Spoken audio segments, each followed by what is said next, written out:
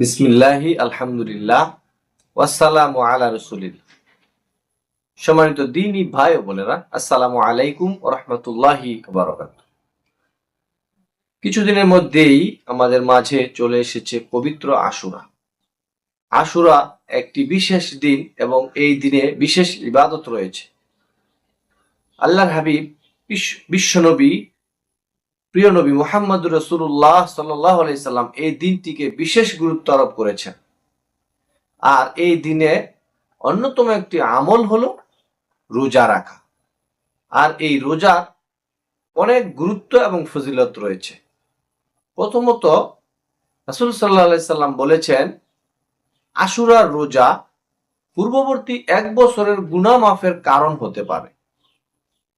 কেননা রাসূল সাল্লাল্লাহু আলাইহি সাল্লাম বলেন, আমি আল্লাহ তাআলার কাছে আশা পোষণ করি আশুরার রোজা পূর্ববর্তী 1 বছরের গুনাহ ক্ষমা করে দেবে।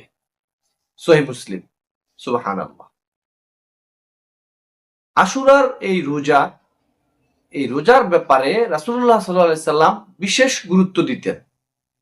হযরত ইবনে আব্বাস রাদিয়াল্লাহু তাআলা আনহু থেকে বর্ণিত, তিনি বলেন, রাসূল সাল্লাল্লাহু আলাইহি সাল্লাম আশুরার দিনের রোজাকে যে গুরুত্ব আরোপ করতেন, আমি অন্য কোনো রোজাকে এত গুরুত্ব দিতে কখনোই দেখিনি রমজানের রোজা ব্যতীত।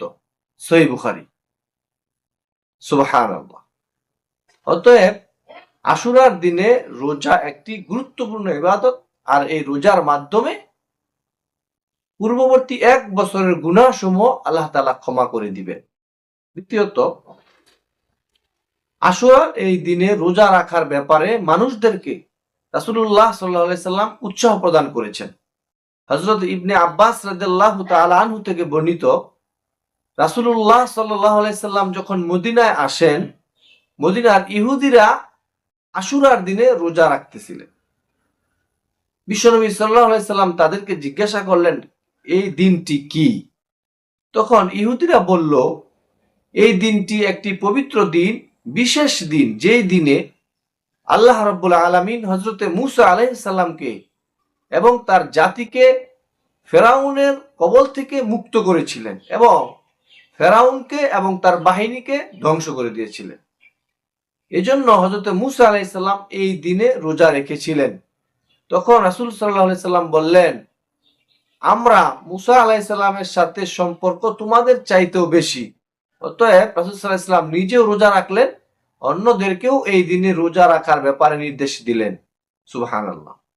তৃতীয়ত, এই আশুরার দিনের রোজা সগীরা গুনাহ মাফের কারণ হতে পারে, তবে কবিরা গুনাহগুলোর জন্য তওবা প্রয়োজন।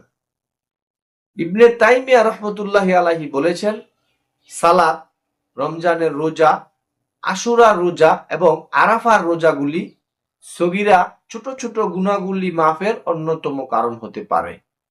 অতএব আশুরার দিনে রোজা রাখার মাধ্যমে আল্লাহ তাআলা আমাদেরকে আল্লাহ তাআলার নৈকট্য লাভ করার তৌফিক দান করুক। আল্লাহুম্মা আমিন।